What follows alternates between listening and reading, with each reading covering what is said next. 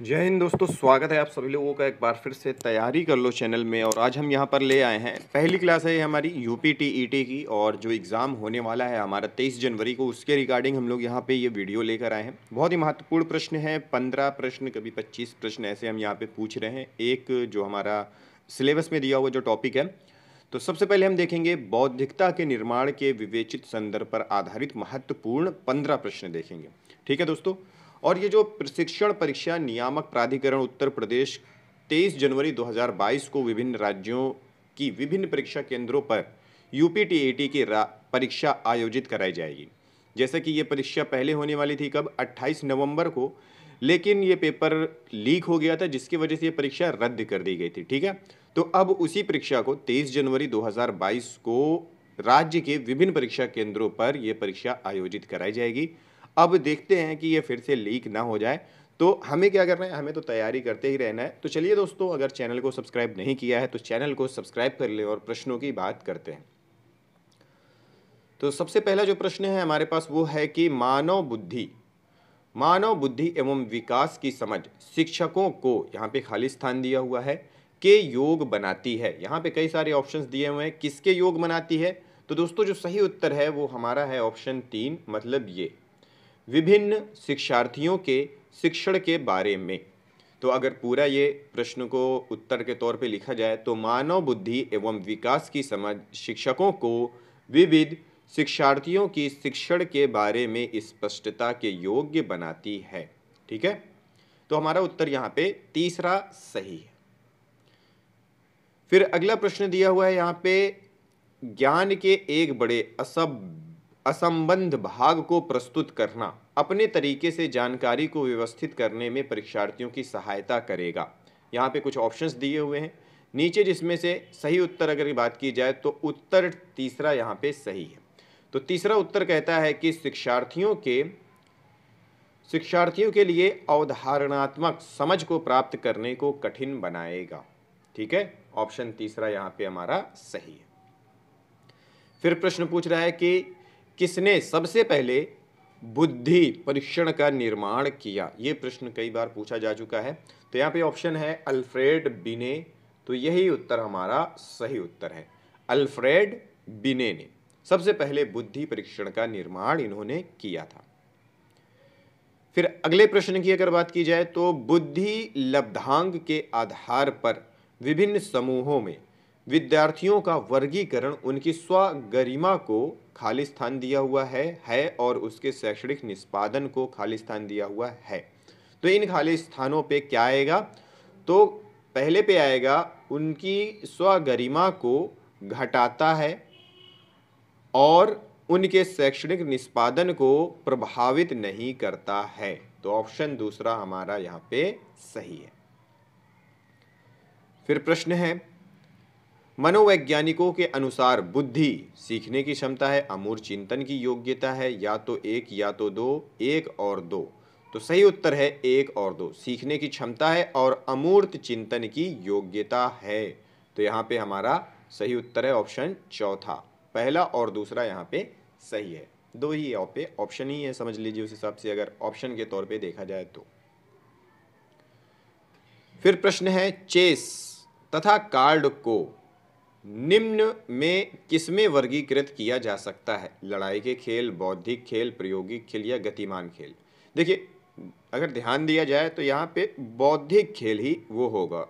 ठीक है, तो थोड़ा सा सोच समझ के ही हमें जवाब देना है। यहाँ पे हमारा उत्तर दूसरा सही है। फिर प्रश्न है, बिने साइमन परीक्षण द्वारा मापन किया जाता है। क्या मापन किया जाता है यहाँ पे, तो वो मापन किया जाता है विशिष्ट बुद्धि का। ठीक है, विशिष्ट बुद्धि का मापन किया जाता है। तो ऑप्शन दूसरा हमारा यहाँ पे सही हो जाएगा, विशिष्ट बुद्धि का मापन, उत्तर 2। फिर प्रश्न है, मानसिक क्रिया आयु के प्रत्यय का सर्वप्रथम प्रयोग किया किसने किया है। थार्नडाइक, स्पीयरमैन, गिलफोर्ड या फिर बिने साइमन। तो सही उत्तर है बिने साइमन। ठीक है, बिने साइमन। फिर प्रश्न है, बुद्धि लब्धि के संबंध में क्या सत्य है। यहाँ पे ऑप्शंस दिया हुआ है, तो बुद्धि लब्धि के संबंध में जो सत्य है वो है कालानुक्रमिक आयु से व्युत्क्रमी संबंधित, ऑप्शन तीसरा।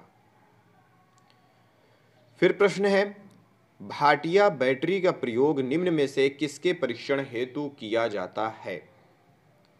व्यक्तित्व, सृजनात्मक, बुद्धि या फिर अभिवृत्ति? तो भाटिया बैटरी का प्रयोग बुद्धि, ठीक है, बुद्धि परीक्षण हेतु किया जाता है, ऑप्शन तीसरा सही है। फिर प्रश्न है, औसतन बुद्धि वाले बालकों की बुद्धि लब्धि मतलब आईक्यू लेवल कितना होता है के बीच कितना होता है? यहाँ पे सही उत्तर जो है वो है 90 से 109 के बीच, ऑप्शन तीसरा। 90 से 109 के बीच आईक्यू लेवल मतलब बुद्धि लब्धि होती है किसकी? औसतन बुद्धि वाले बालकों की बुद्धि। फिर प्रश्न है, 8 वर्ष के सुधीर की मानसिक आयु 10 वर्ष है, उसकी बुद्धि लब्धि कितनी होगी? तो यहाँ पे दोस्तों इस तरह के प्रश्न पूछता है तो उसकी बुद्धि लब्धि होगी 125, ऑप्शन तीसरा। फिर प्रश्न है, बुद्धि लब्धि अवधारणा के प्रथम प्रतिपादक कौन है? अभी हमने थोड़ी देर ऊपर पढ़ा था, तो उसी बुद्धि, यहाँ पे बुद्धि लब्धि अवधारणा के बारे में पूछ रहा है, तो वो है विलियम ईस्टर्न, ऑप्शन चौथा सही है। फिर प्रश्न है, टर्मन के अनुसार 90 से 100 बुद्धि लब्धि का बालक माना जाता है, मन्य बुद्धि, सामान्य बुद्धि, क्षीण बुद्धि या फिर श्रेष्ठ बुद्धि? तो वो सामान्य बुद्धि का माना जाता है, ठीक है।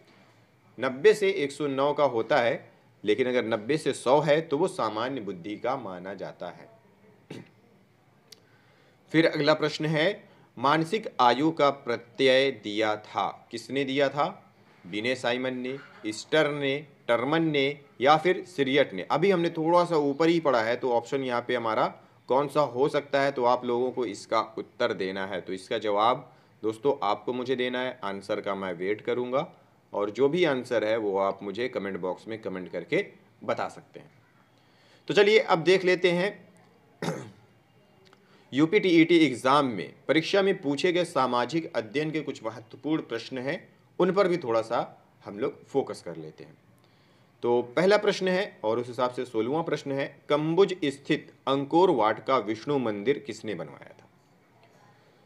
तो सही उत्तर है सूर्य वर्मा द्वितीय ने, ऑप्शन दूसरा यहाँ पे सही है, सूर्य वर्मा द्वितीय ने।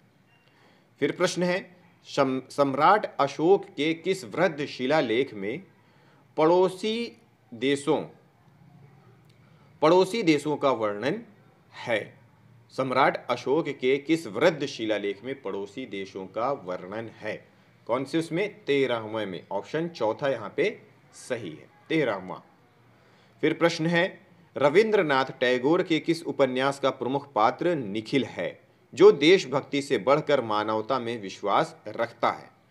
तो वो है घर बाइरे, ऑप्शन चौथा, ठीक है। फिर प्रश्न है, हिंदुस्तान गदर पार्टी की स्थापना किस वर्ष की गई थी? सही उत्तर है 1913 ईस्वी में, ऑप्शन तीसरा। हिंदुस्तानी गदर पार्टी की स्थापना 1913 ईस्वी में की गई थी। फिर प्रश्न है, सामाजिक अध्ययन वह अध्ययन है जो मानव जीवन के रहन सहन के ढंगों, मूलभूत आवश्यकताओं, क्रियाओं जिनमें मानव अपनी आवश्यकताओं की पूर्ति के लिए संलग्न रहता है तथा संस्थाओं जिनका उसने विकास किया है का ज्ञान प्रदान करता है। किसके द्वारा ये कथन बताया गया है? ये कथन किसका है? तो ये कथन है एनसाइक्लोपीडिया ऑफ एजुकेशन रिसर्च से ये कथन लिया गया है, ऑप्शन चौथा। फिर प्रश्न है, सामाजिक अध्ययन के क्षेत्र के अंतर्गत निम्नलिखित में से किस तथ्य का अध्ययन किया जाता है? किस तथ्य का अध्ययन किया जाता है? यहाँ पे ऑप्शंस दिए हुए हैं। सही उत्तर है मानवीय संबंधों का अध्ययन, ऑप्शन तीसरा। फिर प्रश्न है, सामाजिक अध्ययन के अध्यापक से ज्ञान देते समय निम्न में से किन किन तथ्यों की अपेक्षा रखना स्वाभाविक है? सही उत्तर है यहाँ पे विशिष्ट बातों तथा वस्तुओं के संबंध में स्पष्ट विचार, इसका रखना चाहिए। सामान्य पदों तथा गुणों की अवधारणा, इसका भी रखना चाहिए। तथ्य, नियम, परिभाषा, विधा और प्रविधि की स्थापना इसका भी रखना चाहिए। तो उस हिसाब से यहाँ पे हमारा ऑप्शन चौथा है, उपरोक्त सभी। फिर प्रश्न है, कक्षा कक्ष में सामाजिक अध्ययन को पढ़ाते समय निर्धारित कालांश समय का कितना भाग स्वयं के कथन निर्देशन पर लगाना चाहिए? 40%, 60%, 50% या फिर 20%? तो सही उत्तर है 60%, ऑप्शन 2। फिर प्रश्न है, मूल्यांकन की प्रक्रिया है, क्या है? यहाँ पे ऑप्शंस दिए हुए हैं। उद्देश्यों की उपलब्धि के विस्तार का निर्माण, बिल्कुल। परिणामों की गुणवत्ता का मूल्यों का निश्चय करना, ये भी है। अनुदेशन के परिणामों की तुलना करना, ये भी है। तो उस हिसाब से हमारा ऑप्शन चौथा यहाँ पे सही होता है। फिर प्रश्न है, सामाजिक अध्ययन शिक्षण में शिक्षण अधिगम सामग्री का प्रयोग, यहाँ पे ऑप्शंस दिया हुआ है, किसमें करना होता है? सत्य है या असत्य है, यहाँ पे ये बताना है। तो सही उत्तर है जो दोस्तों, उपरोक्त दोनों कथन असत्य हैं।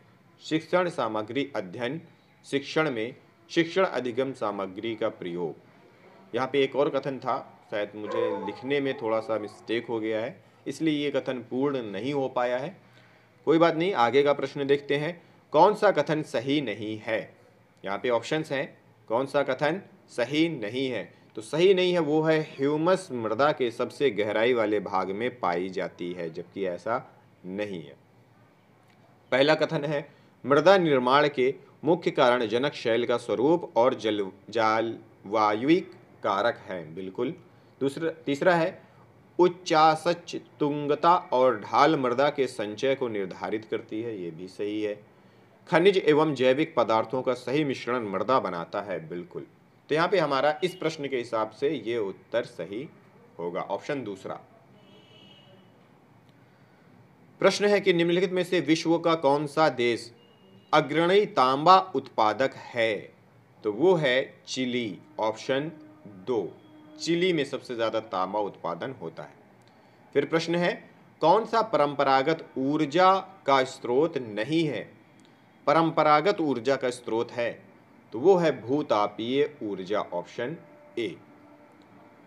फिर प्रश्न है, कौन सा सुमेलित नहीं है? यहाँ पे मिल्पा मैक्सिको, झ्यूमिंग उत्तर पूर्वी भारत, रोका ब्राजील, लदांग श्रीलंका, ये सुमेलित नहीं है, ऑप्शन चौथा यहाँ पे सही होगा। फिर प्रश्न है, नाय द्वीपीय भारत का सर्वोच्च शिखर कौन सा है? तो वो है अनाई मुड़ी, ये ऑप्शन दूसरा। फिर प्रश्न है, भारतीय संविधान की प्रस्तावना में संशोधन किस वर्ष में हुआ? भारतीय संविधान की प्रस्तावना में जो संशोधन हुआ था वो किस वर्ष में हुआ था? 1976 में, ऑप्शन पहला यहाँ पे सही हो, 1976 में हुआ था। वह संवैधानिक संशोधन जो शिक्षा के अधिकार से संबंधित है किस अनुच्छेद, किस संशोधन में है, कौन से संशोधन में हुआ था? तो वो है दोस्तों 86वां, मतलब 86वां संशोधन, ऑप्शन चौथा यहाँ पे सही हो जाएगा। फिर प्रश्न है, किस समिति की सिफारिश को आधार बनाकर भारतीय संविधान में मूल कर्तव्य जोड़े गए थे? किस समिति की सिफारिश पर? तो वो सरदार स्वर्ण सिंह समिति की सिफारिश पर, ऑप्शन दूसरा सही है। सरदार स्वर्ण सिंह समिति की सिफारिशों को आधार बनाकर भारतीय संविधान में मूल कर्तव्य जोड़े गए थे। फिर प्रश्न है, भारत सरकार ने काका कालेलकर को अन्य पिछड़ा वर्ग आयोग का अध्यक्ष नियुक्त किया था और उनकी नियुक्ति का वर्ष क्या था? 1953, ऑप्शन दूसरा, 1953 था जब भारत सरकार ने काका कालेलकर को अन्य पिछड़ा वर्ग आयोग का अध्यक्ष नियुक्त किया था। फिर प्रश्न है कि भारत के संविधान में धर्मनिरपेक्षता का अर्थ है, क्या है? राज्य सभी धर्मों को मान्यता देता है परंतु उसका पालन अपना कोई धर्म नहीं होता है। मतलब जो राज्य है वो सभी धर्मों को मान्यता देता है परंतु किसी भी राज्य का कोई भी स्पेशल धर्म नहीं होता है। ठीक है, ऑप्शन चौथा। फिर प्रश्न है, कर्नल जेम्स टॉड ने अपना यात्रा वृतांत ट्रैवल इन वेस्टर्न इंडिया किसे समर्पित किया था? यति ज्ञान चंद्र को, ऑप्शन चौथा, यति ज्ञान चंद्र को समर्पित किया था। फिर प्रश्न है, आभानेरी तथा राजौड़गढ़ के कलात्मक वैभव किस काल के हैं? किस काल के हैं? गुर्जर प्रतिहार काल के, ऑप्शन पहला। फिर प्रश्न है, सामाजिक अध्ययन अध्ययन करता है, किस चीज का अध्ययन करता है? व्यक्ति के सामाजिक संबंधों का, ऑप्शन तीसरा, व्यक्ति के सामाजिक संबंधों का अध्ययन करता है। प्रश्न है, राज्यसभा का सदस्य चुने जाने के लिए प्रत्याशी की आयु होनी चाहिए, कितनी होनी चाहिए? 30 वर्ष, और वोट देने के लिए 18 वर्ष। प्रश्न है, भारतीय संविधान का 44वां संशोधन निम्न में से किस एक प्रधानमंत्री के समय में किया गया था? भारतीय संविधान का 44वां संशोधन इनमें से किसके शासनकाल में किया गया था? जो प्रधानमंत्री थे, किसके समय में किया गया था? तो सही उत्तर है मोरारजी देसाई, मोरारजी भाई देसाई के काल में, ऑप्शन तीसरा। फिर प्रश्न है, सर्वोच्च न्यायालय का वह कौन सा न्यायाधीश था जिसके खिलाफ महाभियोग प्रक्रिया आरंभ की गई लेकिन महाभियोग पास नहीं हो सका था? तो वो है वी रामास्वामी, ऑप्शन तीसरा। इनके खिलाफ क्या है? महाभियोग चलाया गया था, परंतु वो महाभियोग पास नहीं हुआ था। फिर प्रश्न है, भारत के किस प्रदेश में उष्णकटिबंधीय वर्षा वन मिलते हैं? तो उत्तर पूर्वी भारत में, उत्तर पूर्वी भारत मतलब जो हिमालय का एरिया है उसमें। फिर प्रश्न है, भारत में निम्नलिखित में से कौन सा एक लौह इस्पात उद्योग का केंद्र नहीं है? तो वो है बेंगलोर, ऑप्शन पहला। फिर प्रश्न है, मोराट का पठार स्थित है, कहाँ पे स्थित है? यहाँ पे कुछ ऑप्शंस दिए हुए हैं जिसमें से सही उत्तर है कुंभलगढ़ और गोगुंदा के मध्य, कुंभलगढ़ और गोगुंदा के मध्य, ऑप्शन तीसरा। फिर प्रश्न है, 2011 में अधिकतम और न्यूनतम जनसंख्या घनत्व वाले भारत के राज्य हैं, कौन कौन से हैं? इसका उत्तर आपको देना है। तो इसमें से कौन सा उत्तर सही होगा? 2011 की जो जनगणना हुई थी उसमें अधिकतम और न्यूनतम जनसंख्या घनत्व वाले भारत के राज्य कौन कौन से हैं? तो इसके आंसर का भी मैं वेट करूंगा, ठीक है?